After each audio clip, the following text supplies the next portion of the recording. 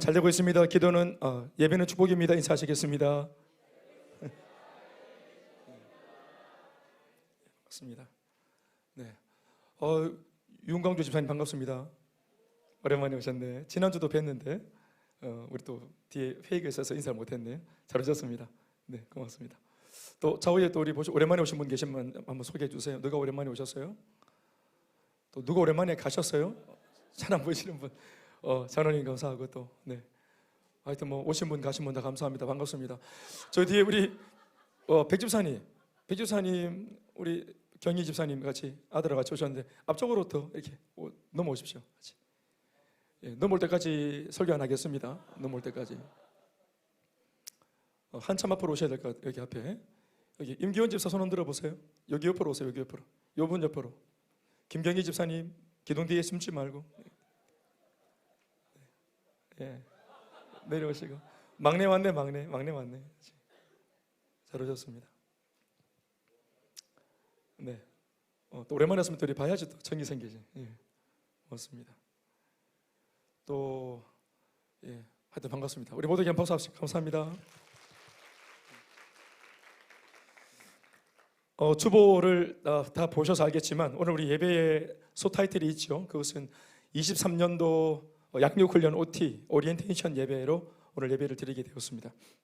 옛날에는 OT를 따로 이제 이렇게 예배로 안 드리고 그냥 오후 예배 때 잠깐 이제 훈련 받는 사람들만 모여서 우리끼리 이제 조촐하게 이렇게 하기도 했는데 이제 교회가 공의하는 주력 사역이기 때문에 이렇게 명실상부한 예배 시간에 같이 우리 OT 예배를 드리고 훈련에 동참하든 그렇지 않든 같이 우리가 들어마땅한 말씀을 함께 듣는 것이 좋은 줄로 믿습니다. 그래서 도전과 또 깨달음과 또 은혜를 입는 그런 충만한 말씀 시간 되시길 바랍니다. 저는 설교 제목을 고민하다가 이렇게 적었습니다. 그러므로 가르쳐라 이렇게 했습니다. 그러니까 가르쳐라 이렇게 하는 걸 보니까 이 말씀은 저 같은 목회자들, 가르치는 양육자들한테 주시는 말씀인 것 같아요. 그러므로 김 목사야 가르쳐라. 그럼 앞에 있는 이 내용은 뭔 것 같아요? 그러므로라는 이 접속사를 봐서 앞에 있는 어떤 것이 있는 것 같아요? 그러니까 명분이, 타당성이, 당위성이 아마 나오겠죠? 그 당위성에 의해서 말씀을 들어보고 결론적으로 그러므로 가르쳐야 되는구나 이럴 수도 있겠죠. 그런데 이렇게도 볼 수 있겠죠. 저 같은 목회자의 마음속에 양육을 여러분 받고 싶지 않은 마음처럼 저도 양육을 하고 싶지 않은 마음이, 가르침을 받는 여러분들이 이게 힘들어하는 것만큼 가르치는 나도 힘들다. 이래서 마음이 약해지고 또 막 마음이 좀 짠해지고 이러면서 좀 뭔가 약한 마음이 생길 때 어떻게 하시고 하나님께서 불현듯 말씀으로 저를 후려치시면서 이렇게 하니까 가르쳐야지 김 목사야. 이만 하니까 가르쳐야지. 이만저만 하니까 네가 내 뜻을 따라서 양육을 해야 안 되겠나? 하고 하나님께서 명분과 당위성을 딱 말씀해 주실 때 그 압박감 속에서 부인하지 못하고 그러므로 가르쳐야 되겠다. 이렇게 결론에 이른 저 자신의 고백이기도 합니다. 뭐 저의 고백이니까 여러분 아멘 안 해도 돼요. 그러나 저나 여러분들이나 우리가 함께 귀를 열고 마음을 열고 주목을 해야 될 것은 바로 우리의 참 스승이 되시는 예수 그리스도이십니다. 내가 믿고 있는, 우리가 믿고 있는, 따르고 있는 우리 생명의 주인 되신 주님이 우리에게 말씀하시는 그 당신의 주된 관심사가 뭐냐 하는 것을 듣는 것은 상당히 중요한 이야기겠죠. 예수를 믿을 때 우리는 우리의 관심사를 포기하지 않고 끝까지 잡고 있으면서 단지 내가 믿는 예수님도 내가 추진하고 있는 이 계획과 관심사에 제발 좀 눈을 좀 돌려주시기를, 시선이 좀 고정되어 주시기를, 내 계획을 좀 지지해 주시기를, 이걸 바라면서 일방적으로 이렇게 주시옵소서라고 그렇게 몰아붙이는 신앙이 되어서는 저는 안 된다고 생각을 합니다. 그것은 결코 건강한 신앙도 아닐 뿐더러 성숙한 신앙도 아닐 거라 생각이 되어집니다. 신앙생활은 자기 주도형이 아닙니다. 세상은 모르겠지만 신앙생활의 원리는 자기 주도적 신앙이 아닙니다. 신앙은 성숙할수록 의존성이 높아지는 것입니다. 예수 믿는 맛을 알수록, 의존해서 주님께 부탁하고 의존해서 하나님 때문에 응답받는 이 은혜가 뭔지 알수록, 하나님의 능력이 얼마나 위대한지를 깨달을수록, 그래서 내가 성장하고 성숙하고 주님을 더 알면 알수록 더 많은 것을 내놓고, 아멘 내 소유를 다 팔아 이 보화를 사고 주님을 더 의존하는 것이 신앙의 바로 성숙한 모습입니다. 아멘 어떤 분들은 그래서 나는 신앙생활에 도를 텄다, 경지를 넘어섰다, 난 더 이상 배울 게 없다, 이만하면 됐다, 나는 뭐 예수님과 같이 어깨를 나란히 한다, 사도 바울 어깨를 나란히 한다, 어쩌면 내가 넘어섰을 수도 있다, 뭐 이러는 분들은 모르겠습니다만은, 여러분 물어볼게요. 오늘 말씀을 들어가기 전에 우리가 오늘 2023년도 이 3월 지금 19일 예배를 드리는 이 시점에 우리의 삶과 오늘 지금 현재 나의 신앙과 나의 인격과 성품이 지금 완전히 다 갖추어진 사람이라고 본인이 인정하는 분 계십니까? 다시 말하면 나는 지금 이대로 딱 좋다, 더 이상 배울 게 없다, 난 이대로 계속 남은 생애를 그대로 살아가도 나는 정말 괜찮을 것 같고 주님만 나 할 말이 있을 것 같다, 괜찮을 것 같다 하고 자신하는 사람이 있습니까? 아니면 나는 더 배워야 될 것이 있다, 나는 더 변화되어질 것이 있다, 나는 성숙되어져야 될 필요가 있다, 내 삶이 좀 더 질서가 잡혀야 될 필요가 있다, 인격도 성품도 여러 가지 부분에서 나는 좀 더 변화가 필요하다고 느끼시는 분 계십니까? 어떤 면에서는 방법론에 대한 이야기는 말입니다, 늘 반복해 하는 말이지만 마음이 있는 사람한테만 그 방법론이 우리한테 가치와 도화로 보이게 되는 겁니다. 두 날개의 이 비전과 가치를 알아보는 목사님들은 대화해 보니까 소시적에 전부 다 다 그는 아니지만 선교단체 간사 출신들이 많습니다. 그러니까 하나님 나라 위해서 수혜자로만 사는 것이 아니라 이 땅에 죽어있는 영혼들을 향해서 분명히 내가 할 일이 있는데 하고 사명에 대해서 관심이 있는 사람들, 그런 젊은 시절을 보냈던 사람들은 교회에 들어와서 그냥 축복받아라고만 외쳐대는 이 교회 안에서 그 마음이 만족이 안 되는 거예요. 하나님을 사랑하고 감사의 마음도 충만하고 이제는 그 마음속에서 뭔가 기여하고 싶고 하나님이 바라보시는 관심에 나도 관심을 두고 싶은 마음이 이미 일어났어요. 이런 사람들한테는 그냥 무조건 복받아라, 잘되라, 성공해라, 번영해라 이런 말씀만으로는 채워지지 않는 게 뭔가 있는 겁니다. 그러니까 갈급하죠. 그런데 오늘날 우리가 몸담았던 지난 교회들은 이런 것들에 대해서 흡족한 비전을 제시하는 교회가 없었습니다. 그러니까 이런 분들이 속이 타거나 아니면 포기해버리는 거예요. 기성교회에 들어와서 포기해버립니다. 그러다가 자기도 그냥 선배들이 했던 그 목회의 그림을 가지고 그냥 주일날 한번 말씀 전하고 신방하고 같이 교제하는 정도의 그림들, 그리고 성도들로 하여금 모든 관심을 교회 안에만 바라보도록 그렇게 교회 안에만 계속 그 관심들을 묶어놓는 이런 목회를 해드렸습니다. 그래서 초미의 관심은 우리 교회가 부흥하는 거, 초미의 관심은 우리 교회가 주차장을 사는 거, 초미의 관심은 우리 교회가 건축하는 거, 이런 것들이었어요. 그러니까 성도들도 똑같이 초미의 관심은 예수를 통해서 이렇게 신앙생활 잘해서 하나님께 이쁨을 받아가지고 내 하는 일이 잘 되고 사업이 잘 되고 우리 아이들이 잘 되고 내 남편 승진하고, 이게 나쁘다고 말하는 것이 아니라 이런 것만이었다는 것을 말씀드리는 것입니다. 그러니까 이제 이게 하나님께 쓰임받는 기쁨들에 대한 어떤 이런 도전들을 포기해버렸기 때문에 그냥 휩쓸려 가는 거죠.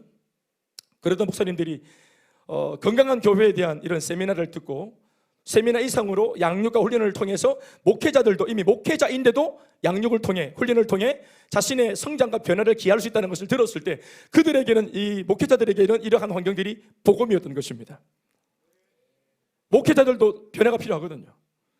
우리들도 완성된 것이 아니기 때문에 끊임없이 말씀 앞에서 우리들도 부지런히 변화가 되어져야 되고 성장이 일어나야 되겠죠. 신학교에서 졸업장을 땄다고 우리가 성장한 모습으로 나온 게 아니거든요. 저 자신이 목사로 안수를 받을 때 설명할 수 없는 어떤 그런 완성되어진 어떤 인격이 내게 임한 게 아니었거든요. 성직을 감당하고 있지만 우리는 성인이 아니었습니다. 그래서 똑같은 근심, 똑같은 염려가 있는 겁니다. 어떤 면에서 여러분들이 사업할 때 가지는 경영의 마인드나 목회자인 저희가 제 자신이 지도자로서 교회를 목회하는, 세속적으로 말하면 교회를 경영하는 이런 근심 걱정이 다를 바가 없었어요. 그러니까 헤아리에 새 것이 없고 그냥 다 그렇게 사니까 그렇게 가는 것이겠죠. 어떻게 하면 이 상가금을 좀 탈출할 수 있을까? 어떻게 하면 다음 달에 찾아오는 월세를 좀 면할 수 있을까? 어떻게 하면 성도들이 좀 헌금 좀 많이 내게 좀 은혜를 끼칠 수 있을까? 이런 정도의 고민이었습니다. 물론 이런 것 말고도 더 깊이 있는 고민을 많이 하시는 분이 많이 있겠지만, 그러나 더 깊이 있는 고민을 많이 못하게 만드는 방해물들도 다달이 찾아오는 월세입니다. 개척교회 목사님들이 더 깊은 사고, 더 깊은 도전, 이런 걸 할 수 없는 까닭은 교회의 그 구조와 입장이 이렇게 놓여있기 때문에 이걸 부인할 수 없잖아요. 아무리 천하의 꿈을 꾸더라도 비전이 있어도 다음 달 내일 월세가 없는데 어떻게 교회가 유지되겠습니까? 그러니까 성도들한테 영적으로 강하게 드라이브를 못 거는 겁니다. 도전을 못 하는 거예요. 왜냐하면 삐질 준비가 다 되어 계시니까. 센 말 하기만 해봐라. 내 나와주는 것만 해도, 코로나 시국에 나와주는 것만 해도 어딘데 이게? 이러면서 거기서 뭘 해내라, 뭐 더 헌신을, 이런 소리 하면은 다 삐져가 나온다. 왜냐하면은 가만 다녀도, 내가 가게만 해도, 식구들 한 뭐 5명 6명 대동해서 내가 그냥 그 등록만 해줘도 목사님이 막 얻고 막 그냥 귀한 사람 왔다고, 이렇게 막 귀인이 왔다고 그렇게 기뻐해 줄 교회도 얼마나 많은데, 이렇게 내가 지금 막 이렇게 고통을 당하면서 막 이렇게 숙제까지 하면서 교회 나와야 되나? 그러니까 짜고 치는 고스톱이 되는 거죠. 안 건들고, 또 안 건들 줄 알고 그냥 해맑게 교회 나오시고, 목사도 이 그림이 최고의 그림인 것 마냥 성도들도 지금 나의 이 신앙생활이 1세기에 예수님께서 말씀하신 기독교의 정수가 맞는 것처럼, 바울이 그토록 목이 메이도록 선포했던 말씀에 근거한 성도의 100% 온전한 모습이 맞는 것처럼, 이렇게 우리가 그냥 짜고 치는 고스톱으로 건들지 않고 그냥 지나가는 것이겠죠. 과연 여러분, 오늘 현재 우리 교회의 모습, 저 같은 목회자의 모습이나 성도인 우리들의 모습이 1세기 사도행전에 기록되어져 있는 그런 평신도 집사들의 모습이 맞나요? 예배의 모습이 맞고 교회의 공동체 형태의 모습이 맞습니까? 그리고 저 같은 목회자는 오늘 이렇게 하는 것이, 목회자의 도리를 다하는 것이 맞습니까? 우리 정말 1세기로부터 21세기까지 왔는데 하나도 변절되지 않고 원형 그대로 지키고 있는 교회가 맞을까요? 아닙니다. 코로나 한번 3년 왔더니 교회의 형질이 얼마나 많이 달라져 버렸어요. 그러면 이전에 코로나와 유사한 일들이 있었을 때, 우리가 태어나기 이전부터 십수세기 전에 심지어 박해하고 핍박하고 사람을 찢어 죽이고, 예수 믿으면 막 고통을 주고 핍박하고 박해하고 성도들을 잡아가서 죽이고 목을 패고 이렇게 하는 시대 속에는, 코로나가 아니라 그런 시대 속에는 과연 그 맥을 유지했을까요? 그러니 여러분, 우리는 언제나 내 옆에 사람보다 잘하고 있다는 것에 만족할 것이 아니라 성경을 들여다봐야 됩니다. 한결같이 오늘 말씀처럼 풀은 마르고 잎은 시들지만 영원히 변치 않는 하나님의 말씀에 우리의 삶을 내어놓고 그 말씀의 기준 앞에 우리를 돌아봐야 되는 것입니다. 그런 맥락에서 오늘 저는 수많은 말씀 속에 성경이 한결같이 외치고 있는, 다른 사람이 아니라, 예수 안 믿는 사람이 아니라 예수를 믿고 있는 성도들에게 주인 되신 주님, 우리 주님이 한결같이 외치고 있는, 심지어 부활하셔서 40일을 땅에 계시면서 승천하시기 전까지, 얼마나 중요하면 40일 동안 부활하신 이후에 강조하셨던 내용을 읽었습니다. 이 말을 가르치시기 위해서 부활을 하셨는지 몰라요. 이 말씀을 가르치시기 위해서 승천하시는 그 기간을 그렇게 보류하셨는지 몰라. 40일 동안 죽음에서 일어나 부활하신 예수님께서 다시 찾아와 제자들에게 알려주신 이 말씀의 중요성을 아무리 강조해도 지나침이 없는 것이라 생각을 합니다. 그 가르침의 내용 속에 가장 핵심되는 것은 바로 가르치라고 하시는 말씀입니다. 오늘 본문 20절 보시면 이렇게 적고 있습니다. 내가 너희에게 분부한 모든 것을 가르쳐 지키게 해라. 이 말씀은 애초에 예수님이 11명의 제자, 당신의 직계 제자들한테 했던 말씀입니다. 베드로야, 안드레야, 요하나, 그들에게 나의 제자인 너희들 스승이 하는, 부활한 스승, 죽었다가 살아난 너희들이 나를 죽였는데 다시 일어나 부활한 내가 너희들에게 책임을 묻지 않고 다시 너희들에게 지어주는 사명을 귀담아 들어라. 그러면서 하시는 말씀이, 내가 너희들에게 3년 반 동안 줄기차게 분부했던, 너희들이 귀로 들었던, 양육받고 가르침을 받았던 그 모든 것을 너희들도, 내가 너희들에게 한 것처럼 너희들도 또 다른 제자들에게, 많은 사람들한테 그대로 가르쳐라. 아멘, 아멘. 내가 한 것처럼 너희들도 가르쳐라. 언제까지? 그들이 지켜낼 때까지. 들은 말씀이 육화되어서 말씀이 이게 삶으로 나올 때까지, 부족해도 삶으로 나오려고 할 때까지, 변화의 조짐이 있을 때까지, 태생적으로 가지고 있는 정욕에 오염되어져 있는 삶의 모든 이 소욕들을 던져버리고 육신과 몸과 마음을 의의 병기로 세워서 하늘나라 가치관으로 살아갈 수 있는 사람이 될 때까지 그들의 삶을 도전하고 그들의 인격을 도전하고 그들의 성품을 도전해줘라. 그래서 사람들이 변화되어지면, 하나님의 말씀으로 가르침받은 사람들이 변화되어지면 반드시 그 사람을 통해 그 사람이 몸담고 있는 장소도 달라지게 됩니다. 그렇겠죠. 그 변화되어진 사람이 만약 내 남편이면, 변화받은 내 남편, 하나님 말씀에 딱 붙들린 내 남편이 그렇게 변화되었다, 말씀으로 지키고 있다, 가르침받아서, 그러면 이 남편과 사는 아내가 행복하겠죠. 변화받은 이 아저씨를 아버지로 둔 아이들이 감사하겠죠. 이 변화되어진 성도로 두고 있는 목사가 행복하겠죠. 이렇게 변화되어진 인격을 가지고 있는, 고미한 인격을 가지고 있는 이런 셀리들을 둔 셀 가족들이 행복하겠죠. 세상이 변화될 것입니다. 어떤 면에서는 세상을 변화시켜라, 세상을 변혁시켜라, 이 말을 아주 구체적으로 전략처럼, 매뉴얼처럼 다시 바꾸어서 말씀을 한 내용이 이겁니다. 사람들에게 복음을 전해서 가르쳐서 지키게 만들어라. 작은 예수가 되게 만들어라. 예수님처럼 말하고 행동할 수 있도록 만들어줘라.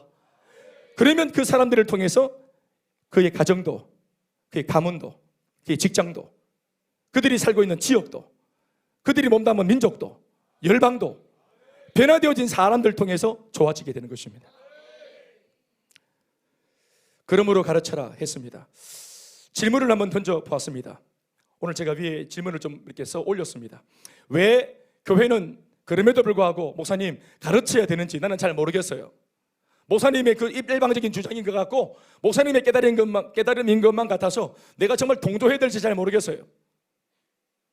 그리고 왜 성도인 우리들은 이미 그렇게 성도가 되고 예수를 믿고 있는데, 구원을 받았는데, 신앙생활 잘하고 있는 것 같은데 왜 또다시 가르침을 받아야 하는 것입니까? 라고 우리가 스스로 질문할 수 있겠죠.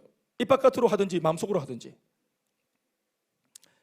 왜 가르쳐야 되고 왜 가르침을 받아야 할까요? 오늘 거기에 대한 몇 가지 성경에서 말하는 얘기들을 듣고자 합니다. 저 같은 이런 시시한 목사가 하는 말을 누가 그렇게 담아 듣겠습니까? 그러니까 저 같은 목사가 하면은 또 권위가 없으니까 여러분들 마음속으로 나는 그건 네 생각이고 할 수 있겠죠. 그런데 예수님의 말씀이라면 어떨까요? 성경의 일관된 입장이라면 어떨까요? 이 말씀을 한번 귀담아 들어보십시오. 첫 번째 이유는 우리가 예수를 믿고 있죠. 우리가 믿고 따르는 우리의 스승 되신 예수님의 핵심 사역이었기 때문에 그렇습니다. 예수님의 핵심 사역이. 마태복음 9장 35절 말씀을 우리가 한 목소리를 보시겠습니다. 같이 시작. 예수께서 모든 도시와 마을에 다 같이 읽어주세요. 시작.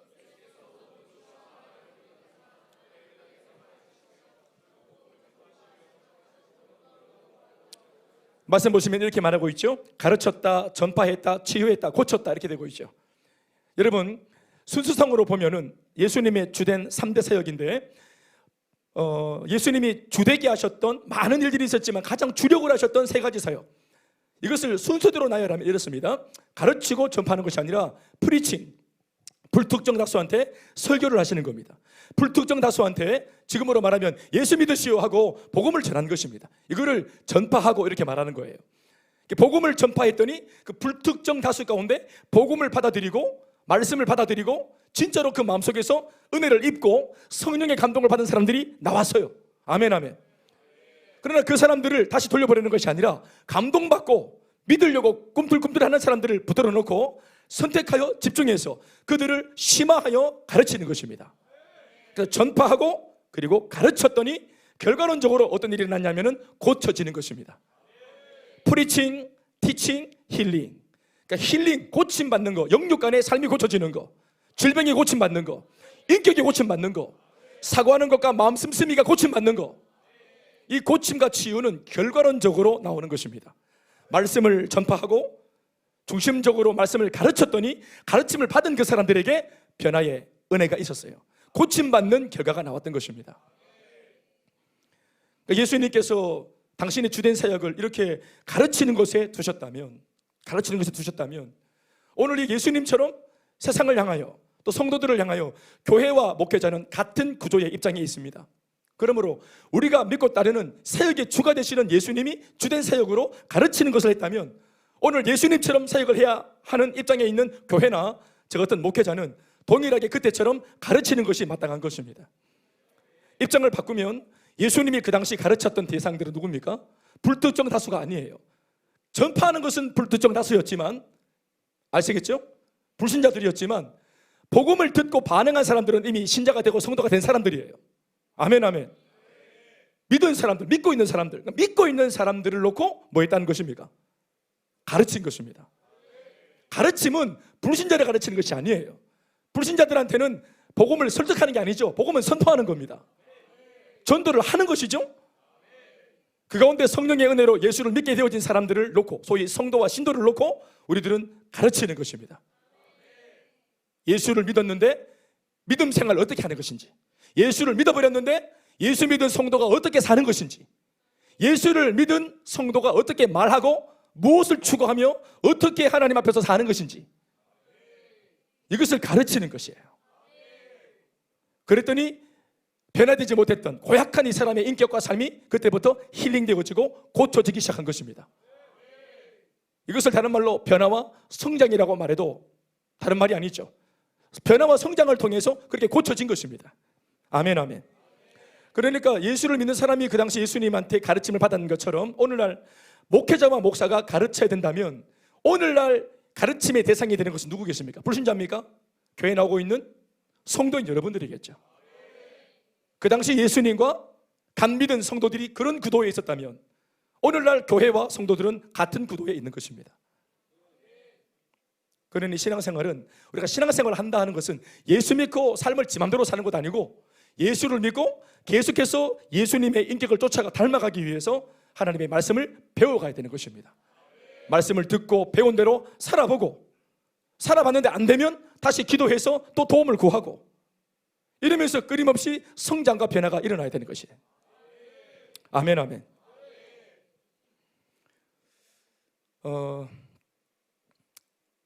제 입장입니다만은 예전에 저를 힘들게 했던 우리 아버지의 나이를 생각해 보니까 한참 그분이 한참 달리실 때 지금의 제 나이보다 어리세요. 사실은 생각해 보니까.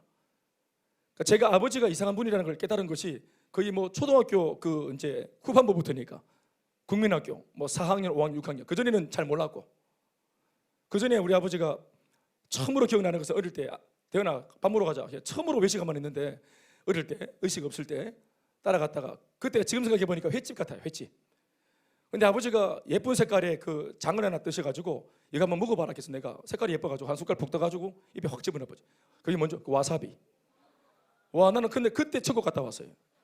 저는 그때 입신을 하고, 그럼 완전히 와, 이게 뭐냐 하고 제가 진짜 충격을 받았던. 그래서 내가 그때부터 아버지 이상한 분이다라는 걸 인식을 했던 거예요.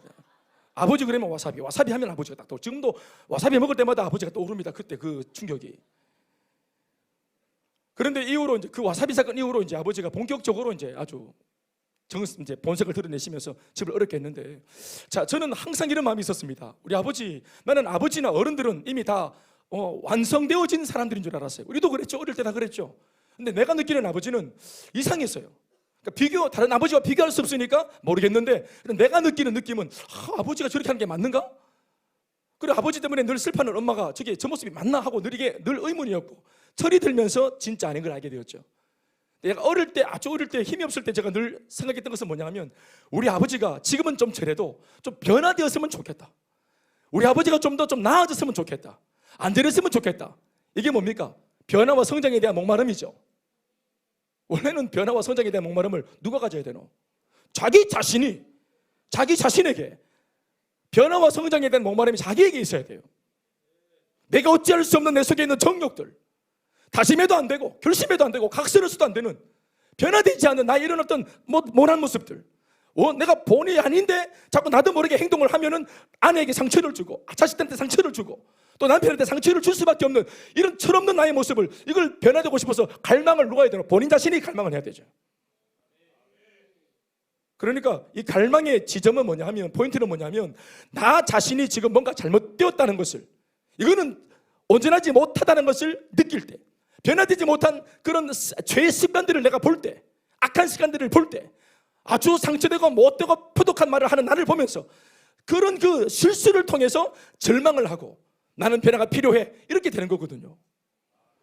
그런데 저는 우리 아버지가 그렇게 느끼는 것이 아니고 제가 느꼈어요. 아버지가 변화되었으면, 좀 잘 되었으면, 좀 근사했으면. 그러니까 보십시오, 우리가 지금 살고 있는 우리 가운데서도 제 자신의 옛날 과거를 떠올려 보면 제가 상상해 보는 겁니다. 현재 여러분들을 놓고, 여러분들의 아내가 현재 이곳에 앉아 있는 우리 남성 성도들한테, 혹은 여러분들을 키우고 있는 자녀들이 현재 여러분들을 보고, 아빠인 여러분들을 보면서 이만하만 되어서 우리 아빠, 이만하면 되어서 우리 남편 이렇게 하고 있는지, 어디 가도 나는 이만하면 되었다, 내가 내 아이들한테 자랑거리가 되고 있고 내 남편 아내한테 존경거리가 되고 있고, 반대로도 마찬가지예요. 아내인 여러분들이 남편에게 자랑스러운 아내가 되어 있고, 여러분들이 키우고 있는 자녀들한테 자랑스럽고 존경스러운 어머니가 되어 있는지, 아니면 어릴 때 저처럼 우리 엄마 좀 바뀌어야 되는데, 우리 아빠 좀 바뀌어야 되는데, 애들이 뭐 겁이 나니까 찐밥 먹을까 봐 말은 못하고 저건 아닌 것 같은데 하는 이런 평가를 받고 있는 우리일지 모릅니다. 안 그렇겠습니까? 그리고 우리의 이런 감추어진 정체들은 아이들이, 나는 감추어도 아이들이 자라면서 반드시 보게 됩니다. 게다가 예수 안에서 이들이 기도하고 말씀을 읽으면서 영적 간의 성장이 일어나면은, 그래서 영적인 눈이 떠지면은 지금 현재 우리 앞에 있는 세대들이 무엇을 불순종하고 있는지, 어떤 부분들을 불충하고 있는지, 이것을 대번 보게 됩니다. 눈을 뜨게 되니까. 셀도 마찬가지입니다. 셀 가족들 중에 이제 성장이 일어나거든요. 변화가 일어나고 성장이 일어나고 눈을 뜨게 됩니다. 영적으로. 옛날에는 아무것도 모르는 그런 잼뱅이였는데 어느덧 훈련받으면서 눈이 떠지고, 그리고 예수 믿는 도리가 뭔지, 일꾼의 도리가 뭔지, 사명이 뭔지, 이런 것들을 깨달으면서 제일 가까운 누굴 보겠습니까? 셀리들을 보겠죠. 리더십을 보겠죠. 이제껏 교회와 함께 달려온 사람들의 모습을 보겠죠. 무엇보다 저를 보겠죠. 사랑하는 여러분, 그 어떤 면에서 제자 훈련을 하는 교회의 고충은 이런 부분이 있습니다. 그래서 오카노 목사님께서 늘 했던 말씀입니다. 제자 훈련을 하고 잠든 청춘들을 깨워놓으면 무엇보다 정말 고통스러운 것은 목회자라고. 수준을 높여놨기 때문에, 자기가 또 입으로 가르쳤기 때문에 진짜 그것이 올무가 되어서 평생 진짜 고통스럽다고. 그런데 다 돌아보면, 나중에 돌아보면은 이것이 장치가 되어서 이 목회자가 한눈 팔지 않는 장치가 되어줬다는 것입니다. 그것은 저나 셀리더나 달려가는 우리 모두가 다 마찬가지입니다. 직분이 없어도, 제가 가정을 예를 들었는데 우리 아이들 앞에서도 마찬가지고 내 남편과 아내 앞에서도 마찬가지입니다. 예수님 그래서 안수하고 예수만 믿고 다 가거라 하지 않고 전파하고 가르치셨습니다. 훨씬 더 수고로운 것은 어떤 걸까요? 사역적으로? 전파하는 사역일까요? 가르치는 사역일까요? 뭐가 더 수고로울까요? 가르치는 것이 훨씬 더 수고롭습니다. 그런데 예수님이 성도가 된 그들을, 무리에서 성도가 된 그들을 가르쳐서 제자로 삼으셨지 않습니까? 이 고된 작업을 굳이 하신 이유가 뭐냐면 그것이 누가 좋기 때문입니까? 성도인 그들에게 유익하기 때문입니다. 아멘, 아멘. 두 번째로 왜 우리는 가르쳐야 되고 가르침을 받아야 될까요? 그것은 스승 되신 예수님의 명령이요, 유언이며 당부이기 때문입니다. 오늘 읽은 본문 말씀입니다. 마태복음 28장 19절에서 20절 말씀을 다 같이 한 목소리로 읽겠습니다. 시작. 그러므로 너희는 가서 모든 민족을 제자로 삼아 아버지와 아들과 성령의 이름으로 세례를 베풀고 내가 너희에게 분부한 모든 것을 가르쳐 지키게 해라. 다 같이 아멘 하십시다. 아멘, 아멘. 따라합시다. 가르쳐 지키게 하라. 가르쳐서 지키게 하라. 아멘, 아멘. 결국은 가르쳐서 지키게 해서 결론이 뭡니까? 앞에서 말한 동사, 주동사. 제자를 만들어라. Make disciples. 그러니까 제자를 만들어라, 제자를 삼아라 라는 이 말의 구체적인 매뉴얼이 뭐냐 하면 말씀을 가르치는 것입니다. 말씀을 가르쳐서 삶으로 그 성도들이 지키게 되어지면 그렇게 말씀 따라 사는 그들을 세상은 뭐라고 부릅니까? 예수의 제자다 이렇게 부르는 것입니다. 그래서 그렇게 살아가려고 하는 몸부림치는 그 안디옥 교회, 이방교회, 안디옥 교회, 최초의 이방교회였던 안디옥 교회 성도들이 불신자였다가 예수를 믿고 안 믿고 하나님 말씀대로 살아보려고 몸부림치는 그들의 모습을 보면서 세상의 불신자들이 뭐라고 말했습니까? 저들은 그리스도를 닮은 사람들이다. belong to Jesus. 예수께 속한 사람들이다. 그래서 그때 처음 나온 말이 뭡니까? 크리스티아누스, 크리스찬이라는 말을 들었죠. 처음으로 그리스도인. 너를 보니까 그리스도가 보인다는 거예요. 너를 보니까 예수가 보인다는 거예요. 그제서야 그들을 제자라고 부르는 겁니다. 스승의 붕어빵, 제자입니다. 예수의 제자. 왜 그런 평가를 받게 되었습니까? 지속적으로 하나님의 말씀을 통해서 가르침을 받고 삶이 예수를 닮아갔기 때문에 그렇습니다.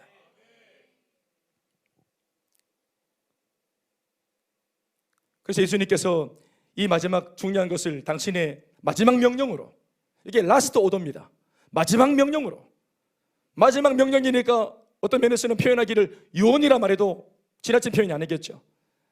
그리고 무엇보다 이 고백 속에는 부탁이나 당부의 어떤 느낌도 들어 있습니다. 꼭 이렇게 살아달라고.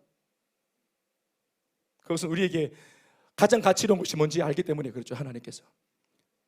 아멘, 아멘. 복음을 전하는 것도 전하는 자나 받는 자가 다 유익이 있지만, 가르치는 것도 가르치는 자와 가르침 받는 사람이 다 유익이 있습니다. 아멘, 아멘. 뒤에도 말씀드리겠지만, 부족해도 오늘 우리 교회가 그래도 개척을 해서 이 정도라도 온 것은 가르쳤기 때문입니다. 가르쳤기 때문에. 가르치기 위해서 저도 계속 가르침을 받으려고 몸부림치다 보니까 같이 그 신선도가 이나마라도 유지가 된 겁니다. 매너리즘에 빠지지 않고, 노련해지지 않고. 아멘, 아멘. 그래서 그냥 단 덮어놓고 예수 잘 믿어라, 뭐 축복받아라, 뭐 이렇게 하지 않고 마지막 명령으로 제자를 꼭 삼아래 하고 떠나신 거예요. 그러니까 제자를 삼으려고 하다 보면은 거기에서 삼으려고 하는 사람의 성장도 일어나고. 아멘, 아멘. 제가 지금 19년째 훈련을 받고 있습니다. 또 제가 대표 목사님 옆에서 훈련을 받고 있고 또 따르고 있습니다만은, 제가 19년 정도 같이 이렇게 사역을 하고 좀 더 가깝게 사역을 한 것은 최근에 한 8년 정도 되었는데, 가까이서 봤을 때 그분이 이전하고 똑같지 않습니다. 가르치는 그분도 똑같지가 않아요. 그러니까 제가 봤을 때는 계속 성장을 하십니다.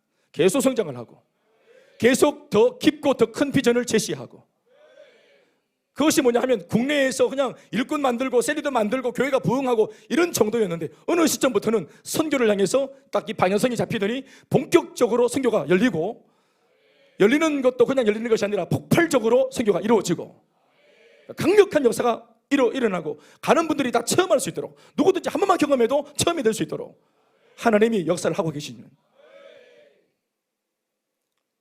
본인도 그러니까 이렇게 펼쳐놓은 일들이 많으니까 얼마나 그것이 자기에게는 인간적으로는 무거운 짐이고 영적으로는 축복된 상황이겠습니까?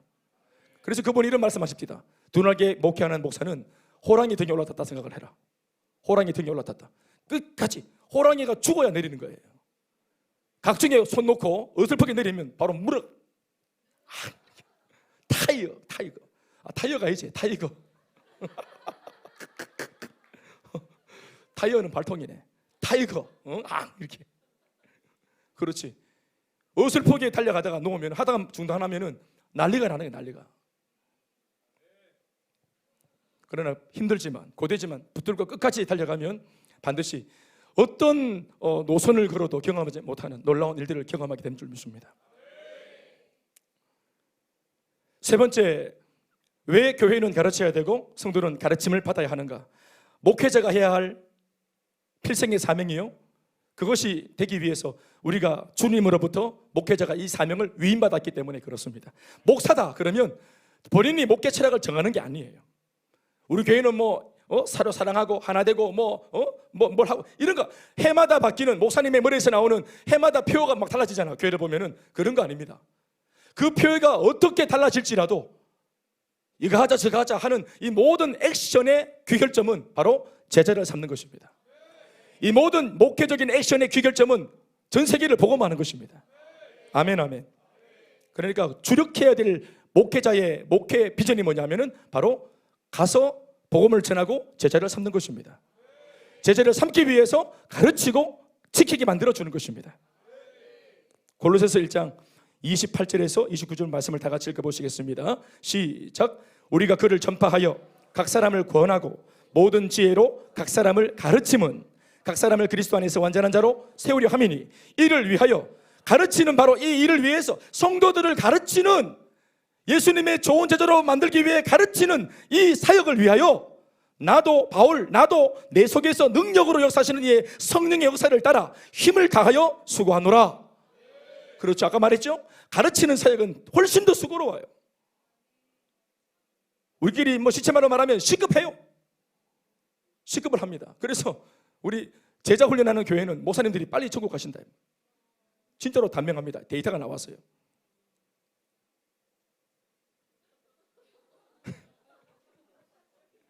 이게 웃을 일이가. 전파하고 권하고 그리고 각 사람을 가르치는 회중을 대상으로 이렇게 막 불특정 다수한테 막 던지는 것이 아니라 믿으려면 믿고 말라면 말하고 막 전하는 것이 아니라 각 사람 소규모로 모아서 그들 모두가 진짜 변화가 나타날 수 있도록 가르쳐서 아멘 아멘 손에 쥐어줘서 아멘 아멘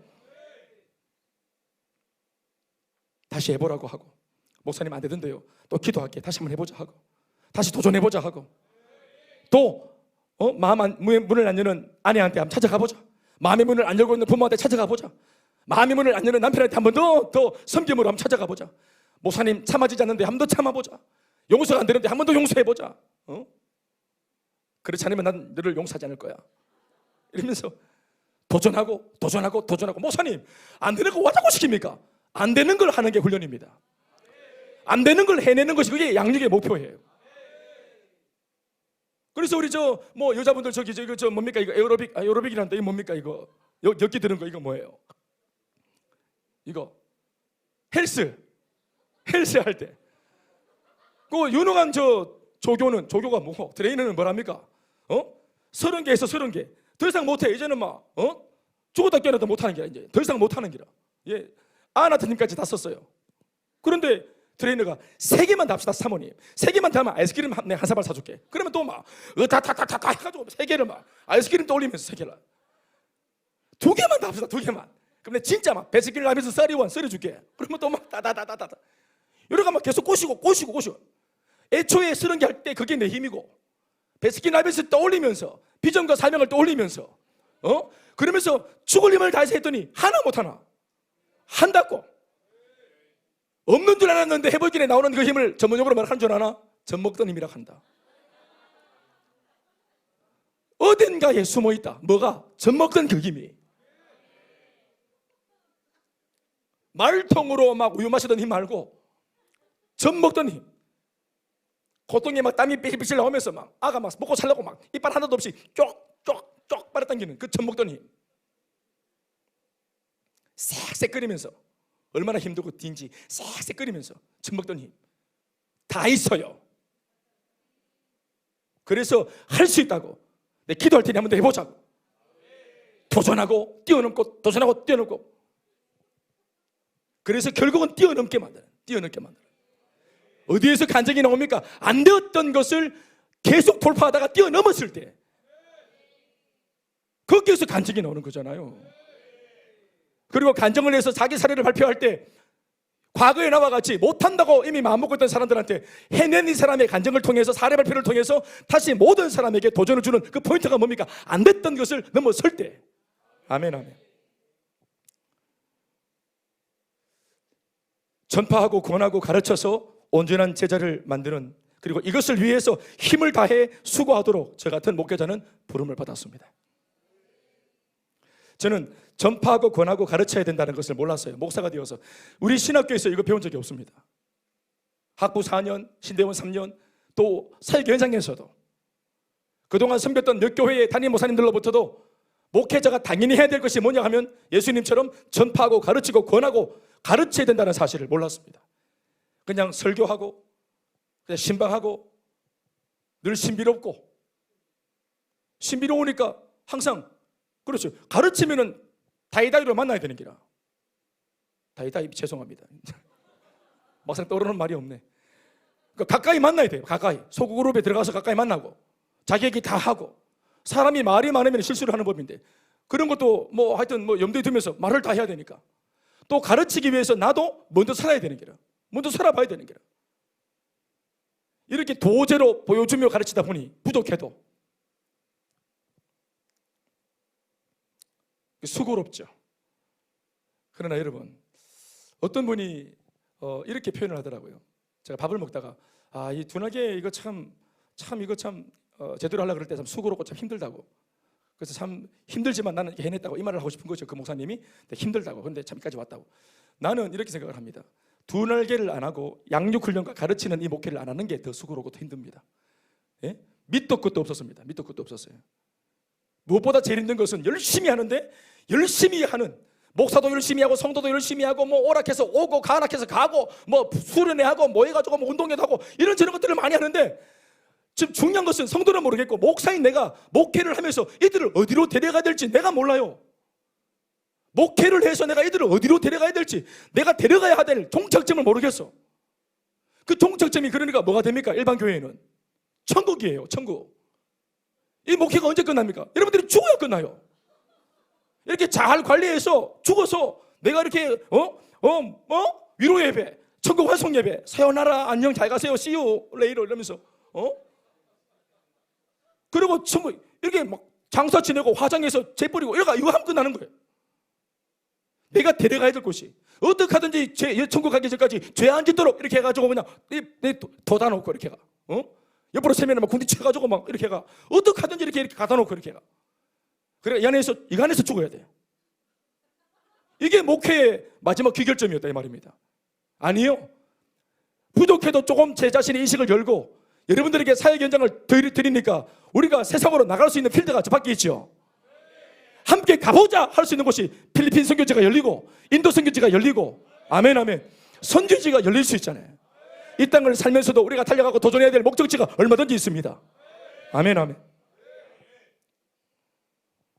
국내에서도 이 학교를 한번 보고만 시켜보자. 우리 중학교 고등학교 한번 도전해보자. 이렇게 말할 수 있고 도전할 수 있는 예수를 믿고 내가 가진 복음의 능력을 어디에 써먹어야 될 수 있는지 필드를 말해줄 수 있는 것이 참 복된 거예요. 그럼요. 이것을 위해서 우리는 수고하기로 부름을 받은 것입니다. 그리고 이런 수고를 하면 할렐루야입니다. 밑도 끝도 없고 목적지도 없는 정처 없는 공중이 붕 떠있는 신앙이야말로 그 열심이야말로 진짜 사람을 갈급하게 만듭니다. 이미 저는 경험을 했어요. 이미 저는 경험했다.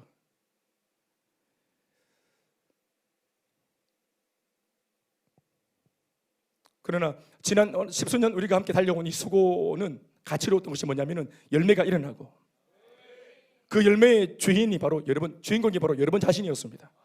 우리 모두가 내 눈앞에서 내가 수고한 만큼의 열매를 보았습니다. 또 보고 있고 또 볼 것이고. 그래서 이 수고는 아름다운 수고예요. 골병드는 신앙생활 하면 안 됩니다. 네. 네 번째로 왜 교회는 가르쳐야 되고 성도인 여러분들은 가르침을 받아야 할까요? 그것은 교회에 위임해 주신 사명이기 때문에 그렇습니다. 에베소서 4장 11절로 12절 말씀 다 같이 한 목소리로 읽어보십시다. 소리 내요. 시작. 그가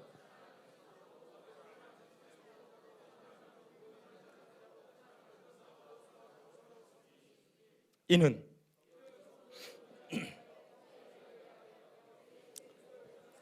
여기에 직접적으로 가르친다는 말은 없지만 똑같은 의미를 가진 단어가 있습니다. 그것은 뭐냐 하면 온전하게 한다 하는 말입니다.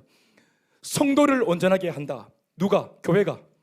교회란 말은 어디에 있습니까? 그 위에 있습니다. 11절 말씀에 그가 예수님이 교회를 이 땅에 세우실 때 어떤 사람은 교회 안에서 사도로, 어떤 사람은 교회 안에서 선지자로, 어떤 사람은 교회 안에서 복음 전하는 자로, 어떤 사람은 교회 안에서 목사와 교사. 이것은 따로 말하는 것이 아니라 하는 행위를 말하는 것인데 이것이 하나를 말하는데 바로 목사를 말합니다. 그러니까 목회자. 목회자는 목양도 하고 티칭도 하는 것입니다. 그러니까 목사의 일과 교사의 일을 한다 이런 뜻입니다. 아무튼 지금 방금 말씀드린 교회 안에 있는 많은 직분의 사람들이 있는데 이 많은 직분들은 많은 훈장이 아니고 이 모든 것은 벼슬이 아니라 기능적으로 사역을 하게 하기 위해서 이 직분들을 주신 거예요. 예수님이. 아멘 아멘. 우리 교회로 말하면 큰소막에서는 교회를 주님이 세우셨는데 어떤 사람은 담임 목사로, 어떤 이는 부목사로, 어떤 이는 전도사로, 어떤 사람은 셀리더로 이런 뜻입니다. 아멘 아멘. 그러면 교회 안에 있는 모든 이 직분들을 가진 사람들은 힘을 모아서 어떤 사역을 해야 될까요? 이는 성도를 온전하게 하는 일을 해야 된다 이 말입니다. 우리 모든 일꾼들이 해야 될 일이 뭐냐? 성도를 온전하게 하는 일을 해야 되는 것입니다. 우리의 사역의 중심에 사람이 있습니다. 아멘 아멘. 사람을 지향하여 하는 사역이 주님을 위하는 사역입니다. 앞에 있는 이 전제가 없이 그냥 단지 주님을 위한 사역입니다. 이 말은 너무 추상적이에요. 뭐가 주님을 위하는 것입니까? 정작 그 주님이 원하는 것은 내가 사랑하는 내 양을 너희들이 먹이고 살리는 것이라. 그러니까 성도를 온전하게 해, 성도를 말씀으로 가르치는 일, 지킬 때까지. 그럼 이 말 자체가 뭐를 전제로 하고 있습니까 여러분? 불신자를 온전하게 가르쳐서 성도로 만들라는 것입니까? 이미 예수를 믿고 성도가 된 사람을 온전하게 하라는 것입니까? 이걸 잘 보십시오. 온전케 되어져야 될 필요가 있는 사람은 불신자가 아니라 성도입니다. 예수를 믿고 성도가 된 것은 완성되어진 그림이 아닙니다. 성도가 완성되어진 그림이 아니에요. 우리 그래서 공동체 고백 속에 성도를 넘어 제자로, 제자를 넘어 그리스도의 온전한 군사로, 이런 뜻이 있는 겁니다. 더 자라야 합니다. 성도란 이름은 갓난장의 이름이에요. 예수 믿고 갓 태어난 사람이 성도입니다. 세상으로부터 부름받은 성도. 이 성도를 온전하게 해줘야 돼요. 그러니까 성도가 되어서부터 이제 그때부터 우리는 온전하게 되어져야 됩니다. 성도가 아닌 사람한테 성령이 임합니까? 말씀의 영을 그들이 깨달았습니까? 아니죠.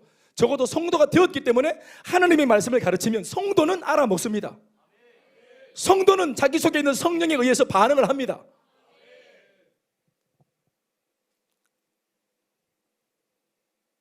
중요한 인식은, 이 인식을 목회자인 저도 성도를 향해서 성도가 이런 모양이라는 것을 저도 이것을 알고 있어야 되고, 성도인 여러분들도 무엇보다 여러분들 스스로가 성도인 내가 온전하지 않다는 사실을 인정하셔야 됩니다. 그 증거는 여러분들이 아시죠? 됐네요. 이건 제가 설명할 필요 없죠? 우리 온전케 되어져야 될 부족한 성도잖아요. 그것 때문에 여러분들이 시급하잖아요. 성숙하지 못하고 늘 잘 변질되어지고 말도 눈빛도 표정도 지 맘대로 삐딱하게 나오는 이런 우리 자신을 놓고 누가 제일 골탕 먹습니까? 자기 자신 아닙니까? 자기 자신이. 누가 제일 힘듭니까? 부족한 바람에 자기 자신이 제일 힘들잖아요. 네.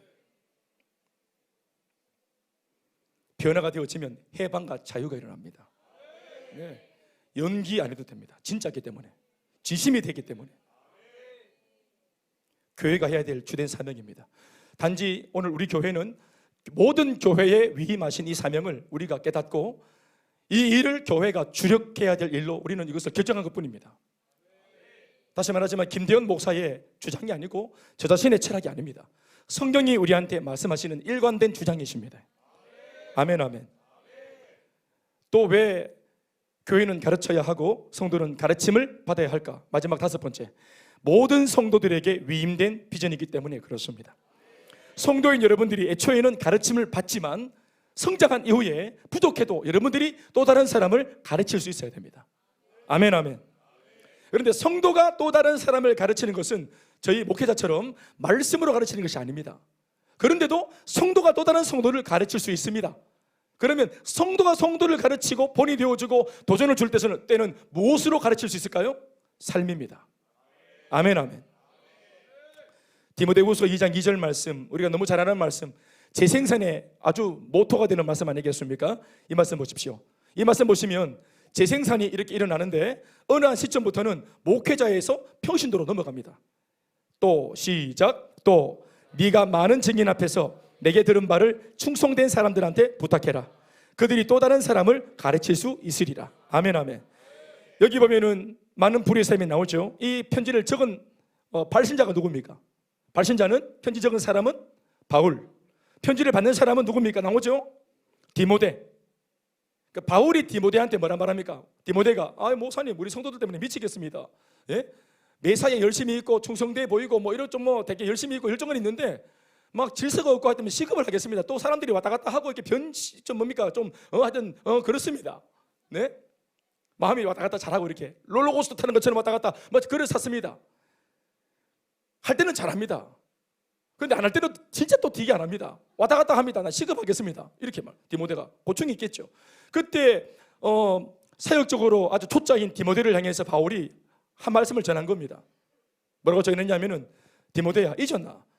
그냥 그 사람들을 열심히 있다고 괜찮은 사람 왔다고 바로 붙들고 사역하는 것이 아니라 뭐 해야 되노? 아무리 괜찮아 보이더라도 아무리 충성되어 보이더라도 뭐 해야 되노? 내가 너를 어떻게 세웠노? 기억해라. 니도 내가 처음 봤을 때 충성되어 보였다. 내가 니한테 어떻게 하더노?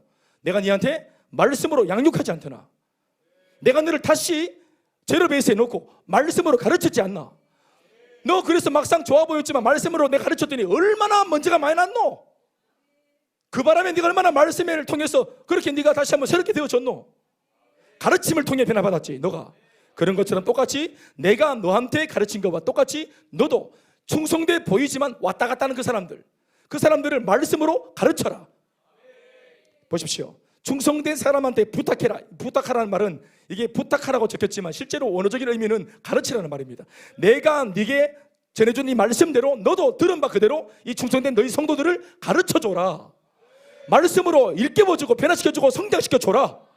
왔다 갔다 하는 그 충성된 사람들이 제일 힘들다. 더 힘들다. 기도가 극하는지 모른다. 얼마나 힘들겠노 저거들도. 그렇게 말씀으로 붙들어줘라. 그러면 있잖아 디모데야, 그 충성된 사람들이 왔다 갔다 하는 그 이상한 마음들 버리고 진짜 충성되어진대.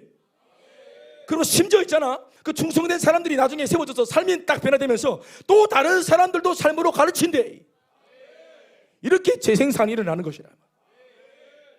그러니까 목회자가 목회자에게, 그런데 어느 순간부터는 목회자가 성도에게로 바통을 위임하죠. 아멘 아멘. 위임된 것입니다. 성도들에게도 남을 가르칠 수 있는 비전이 위임된 거예요.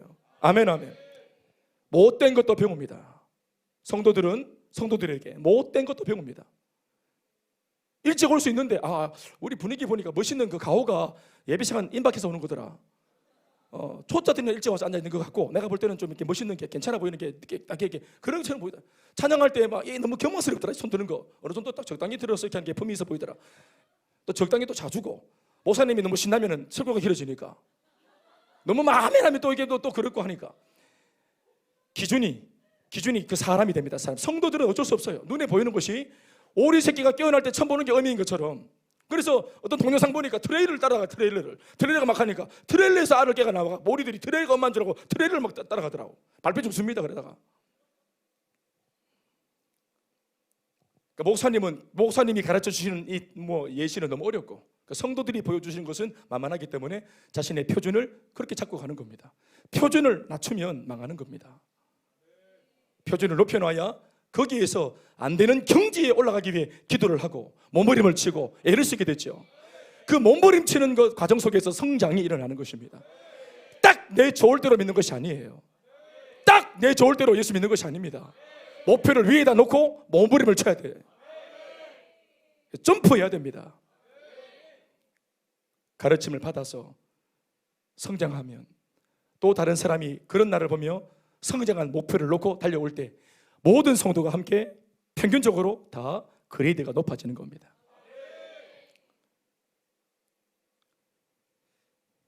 실제로 가르치라고 하는 사명을 따라 가르침대로 했다가 어떤 결과물이 나왔는지 우리 사례를 보면 딱 두 사람의 사례만 들어보시겠습니다. 12사도, 이 명령을 최초로 들었던 12사도, 그 12사도 그리고 예수를 모르다가 승천하신 예수님을 뒤늦게 영으로 만나서 뒤집어졌던 바울의 모범을 보시면 좋겠습니다. 먼저 12사도의 모범을 보시면 이렇습니다. 가르침의 모범이죠. 사도행전 2장 41절로 42절을 보십시오. 같이 말씀 읽어볼까요? 한 목소리로 시작. 그 말을 받은 사람들은 세례를 받음에 베드로가 복음을 전했고 불특정 다수한테 복음을 전했고 전파했고 프리칭. 그랬더니 그들 가운데 예수를 믿기로 결정을 했어. 누가? 3,000명이 된 사람들이. 아멘 아멘. 3,000명의 사람들이 예수를 믿기로 했어. 믿었어. 그랬더니 뭐가 되었어? 그 사람 이름이 바뀌었어요. 뭐가 됐습니까? 신도가 되었습니다. 신도가. 성도가 되고 신도가 되었어요. 예수를 영접하게 믿으면 신도가 되는 거예요. 신도가 되었어요. 그런데 이 신도들이 그대로 성도가 되고 집에 갔습니까? 아니죠. 42절 말씀 보십시오. 시작. 그들이 바로 그 신도 3,000명이 사도들의 가르침을 이어서 계속 받았다 하잖아요. 성도가 된 이후에 가르침을 받았다 하잖아요. 다시 거듭 말하지만 성경은 일괄되게 말하고 있습니다. 성도와 신도가 예수 믿기로 한 그 사람들이 완성된 상황이 아니라는 것을 일관되게 말하고 있어요.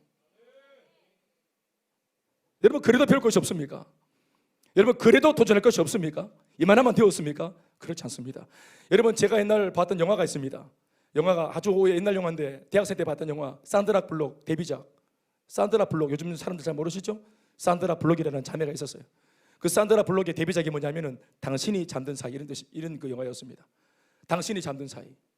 그건 뭐 남자친구가 이제 뭐 식물인간 되어가지고 원래는 결혼할 사이였는데 남자가 식물인간 되어 있는 상황에서 다른 남자 만났어요. 그 이야기가 이상하게 됐었어요. 그래서 그 주인공의 여자의 남자친구가 잠든 사이 당신이 나중에 또 깹니다. 깼더니 인생이 다 꼬여 있어요. 그런 영화인데요.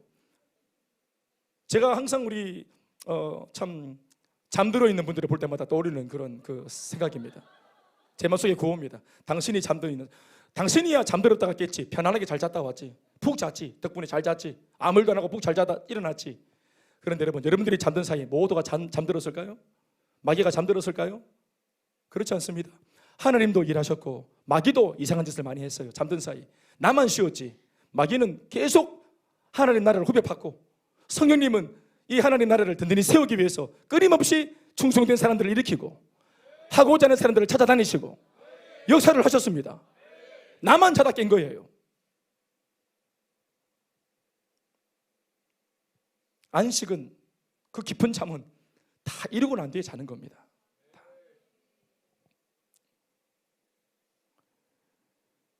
신도가 되었다는 것은 가르침을 이제부터 받을 수 있는 좋은 기회를 맞이한 겁니다.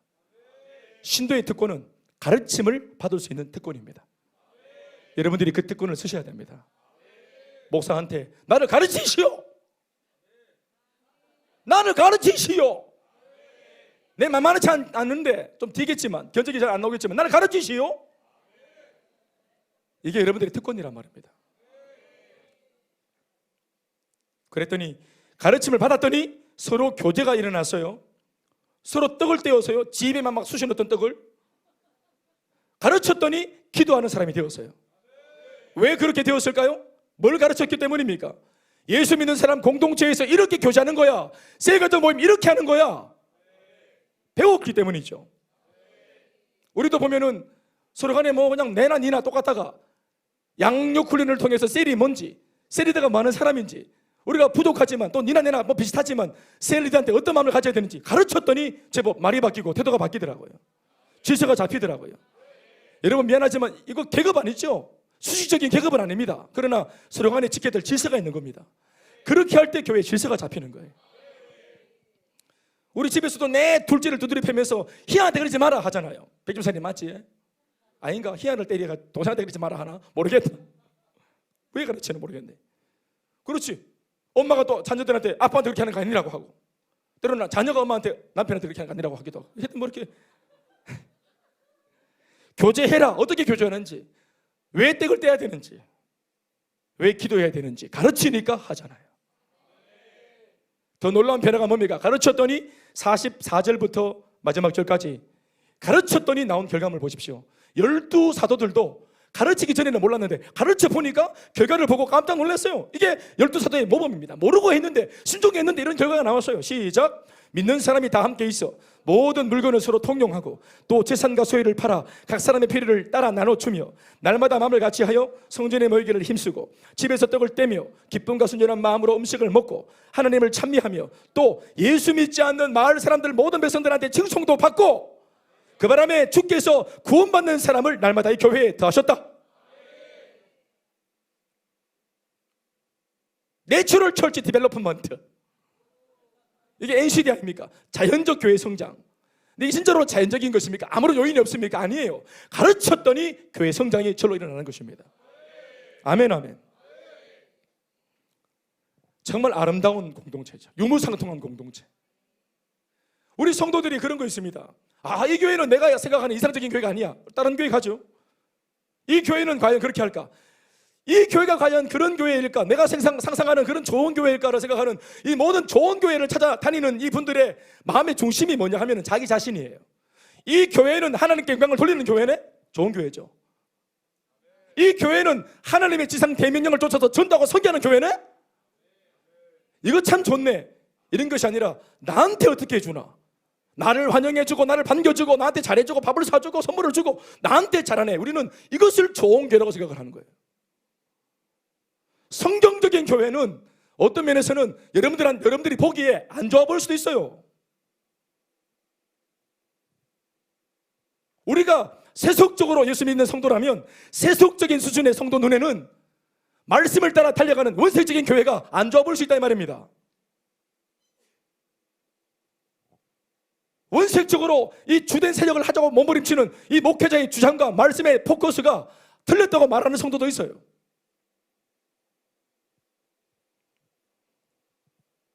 정말 뭐가 맞는지 저랑 그분을 오셔서 저랑談판을 좀 지으면 좋겠어요. 얼마나 교회론을 잘하시는지, 얼마나 구원론을 잘하시고, 얼마나 조직신학을 잘하시면 그렇게 말씀하시는지 모르겠지만 당신이 생각하는 교회가 뭔지, 내가 볼 때 이게 정말 신학적으로 맞는지 한번 우리가 한번 서로 한번 논쟁을 한번 해봅시다. 만나서. 뭐가 좋은 교회입니까? 내 뜻대로 움직이는 교회입니까? 주의 뜻대로 움직이는 교회입니까? 후자겠죠. 재정이 움직이는 교회입니까? 목적이 움직이는 교회입니까? 사람의 말이 움직이는 교회입니까? 주 예수의 비전이 움직이는 교회입니까? 자기들만 좋아주는 교회입니까? 세상을 지향하는 교회입니까? 우리는 알고 있잖아요. 그래서 여러분들이 저한테 아무 말도 못 하시는 거잖아요. 제가 맞는 말 하니까. 빡세긴 빡센데 말은 맞거든. 그러니까. 사도들이 알았을까요? 처음 가르쳐봤어. 이때까지 계속 배우다가 가르쳐라 해서 네 하고 가르쳤다. 그랬더니 막 변화가, 어떤 면에서는 사도들이 놀랐겠죠. 사도들은 변화되는데 3년 반 걸렸잖아. 얼마나 쪽팔리겠노. 자기들은 진짜 안 바뀌었잖아. 가르쳤는데도. 그런데 또 가르치니까 오늘 금방 예수 믿는 사람들이 막 팍팍 바뀌니까 좋으면서도 부끄럽다. 와, 그렇죠. 진짜입니다. 목사로서 여러분들 가르쳐보면 변화가 정말 눈부신 분들이 많거든. 속으로 생각합니다. 진짜 똑같이 마음으로 내가 만약 평신도였으면 이렇게까지 할 수 있었겠나? 내가 만약 성도였으면 이렇게까지 할 수 있었겠나? 진짜입니다. 이 생각을 안 할 수 없어요. 그렇죠. 그게 좋은 겁니다. 스승을 부끄럽게 하는 제자가 있는 교회가 좋은 교회입니다. 목회자를 막 부끄럽게 하는, 우리 여기 뭐 저 최효정 전도사, 김병준 전도사, 우리 전도사들을 부끄럽게 하는 교회가 좋은 교회입니다. 세리들을 부끄럽게 하는 교회가 좋은 교회란 말이에요. 신앙의 선배들을 부끄럽게 하는 요다이라이들이 있는 교회가 좋은 교회입니다. 주일학교 학생들이 더 깨끗하고 살아있고 숨쉬고 충만하고 이래가면 어른들이 볼 때마다 시급을 하겠고, 이런 교회가 좋은 교회란 말이에요. 모든 성도들이 우리 주장로님을 부끄럽게 하는 교회가 좋은 교회입니다. 장로님 그런 교회 좋은 교회 아닙니까? 그렇죠. 장로님께서 원하십니다. 나를 부끄럽게 하라고. 얼마든지 부끄럽게 하라고. 제 얘기입니다.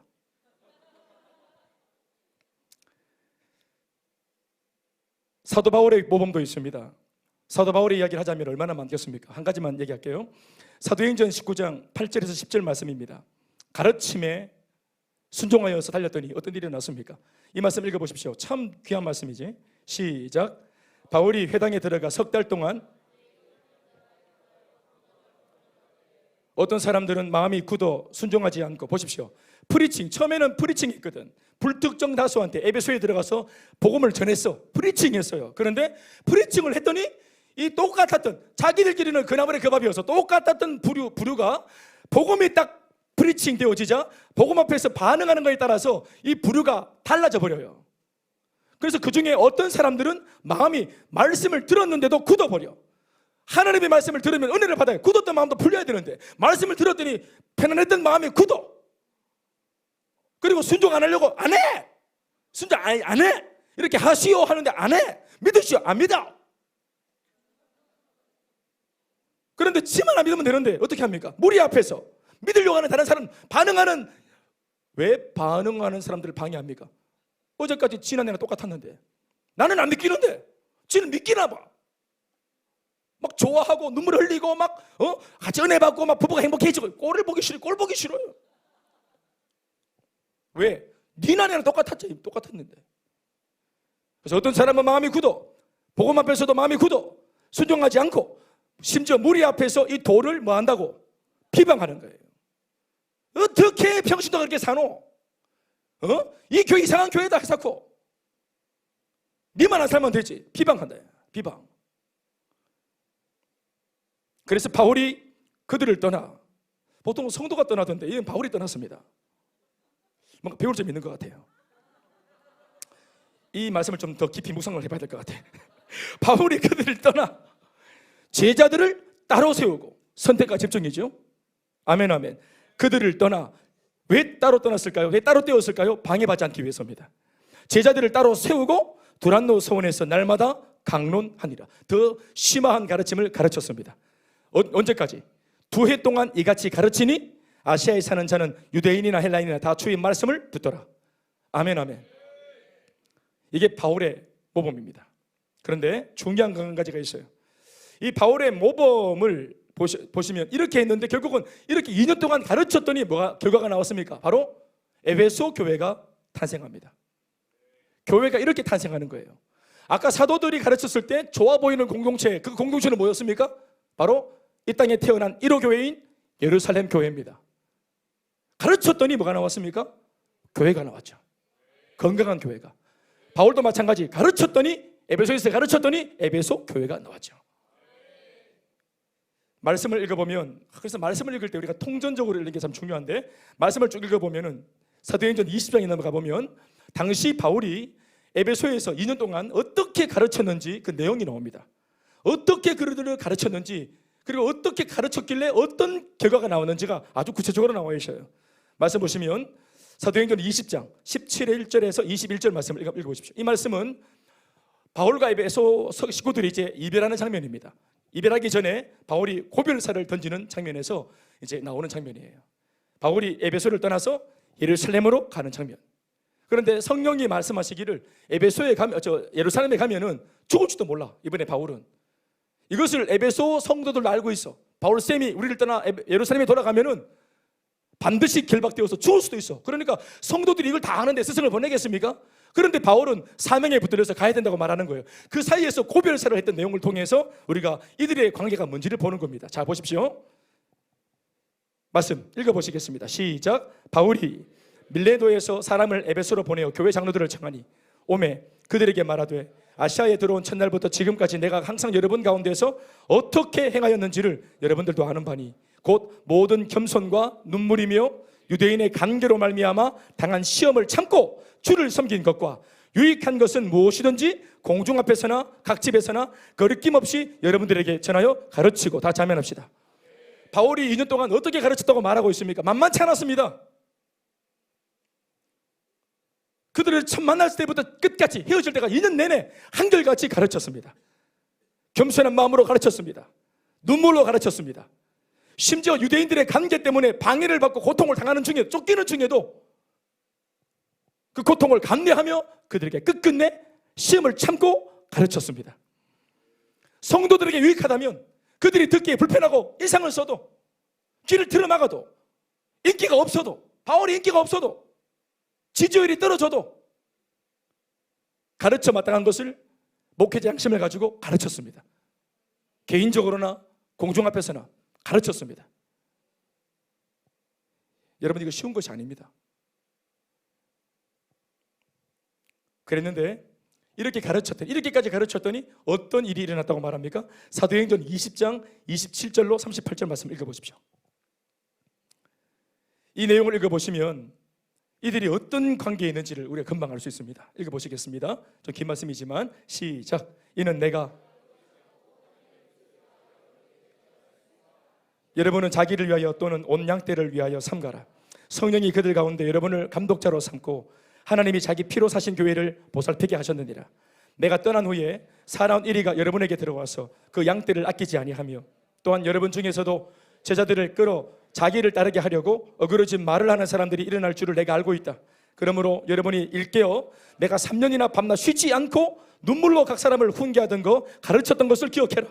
지금 내가 여러분을 주와 및 그 은혜의 말씀에 부탁하노니 그 말씀이 여러분을 능히 든든히 세우사 거룩하게 하심을 입은 모든 자 가운데 기업이 있게 하시리라. 내가 아무의 은이나 금이나 의복을 탐하지 아니하였고 여러분이 아는 바와 같이 이 손으로 나와 내 동행들이 쓰는 것을 충당하여 범사 여러분에게 모범을 보여준 바와 같이 수고하여 약한 사람을 돕고 또 주 예수께서 친히 말씀하신 바 주는 것이 받는 것보다 복이 있다 하심을 기억하여 할지니라. 이 말을 한 후에 무릎을 꿇고 그 모든 가르쳤던 제자들, 성도들과 함께 기도하니 다 크게 바울도 울고 성도도 울고 성도들은 바울의 목을 끌어안고 입을 맞추고 다시 그 얼굴을 보지 못한지라 한 말로 말미암아 더욱 근심하고 배에까지 그를 전송하니라. 아멘. 아름다운 공동체입니다. 예.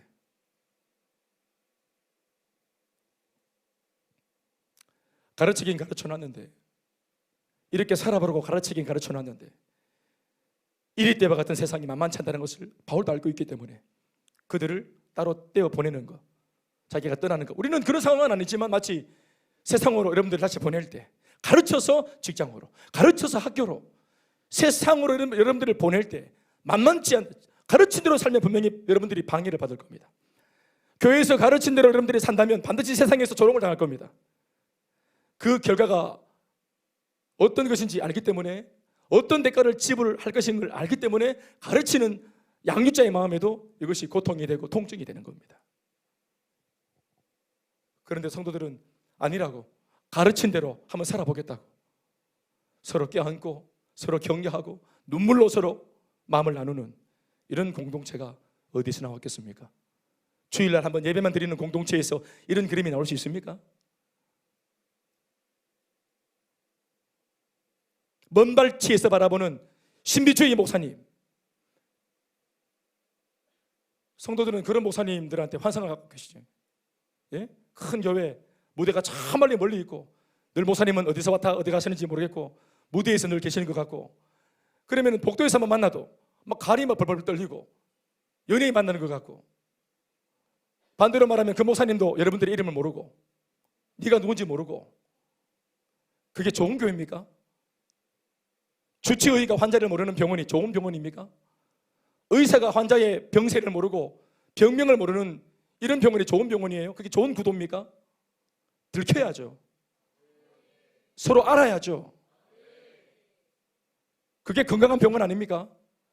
나를 잘 알아주고 고쳐주는 병원, 그런 병원 찾아가는 거 아닙니까? 교회도 마찬가지입니다. 나에게 알려주고 가르쳐주고 손에 쥐어주고, 그렇게 했더니 이런 정이 생긴 겁니다. 이 정이 생겼다. 이게 얼마나 아름다운 정입니까? 세상에 어떤 것이 이런 공동체를 건들겠어요? 말씀드리겠습니다. 우리 교회의 태동과 과정도 이들의 모범을 그대로 따른 것은 아니지만 원리는 똑같았습니다. 우리 큰수막의샘 교회도 똑같습니다. 전도하여 시작이 되었고, 프리칭, 전도를 통해서 교회가 시작되었습니다. 그리고 티칭을 했습니다. 성도들을 양육하고 훈련해서 힘을 다해 가르쳤더니 부족해도 오늘처럼 이렇게 이 정도의 건강한 교회가 될 수 있었습니다. 아시겠지만 완벽한 교회는 없습니다. 틀면 다 먼지가 납니다. 그러나 넘어져도 일어나는 속도가 빨라지고 같은 모양으로 넘어지지 않고 나름대로 몸부림을 치고 버티고 저항할 수 있는 교회가 되었다면 애법 건강한 교회가 된 것입니다.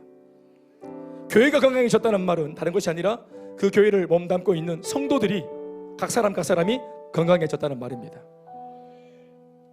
여러분 정말 개인적으로 돌아볼 때 여러분들이 이전보다 건강해지셨습니까? 그러므로 우리 역시도 주님께서 위임해 주신 사명을 따라 목회자인 저 자신은 여러분들을 가르쳐야 되고, 성도인 여러분들은 가르침을 받아야만 합니다. 이렇게 할 때 가장 가깝게는 성도인 여러분 자신에게 좋은 일이 일어납니다. 그 좋은 일이란 다른 것이 아니라 여러분 개인에게 성장이 일어나고 신앙과 인격과 삶의 변화가 일어나는 일입니다. 인생의 변화가 일어납니다.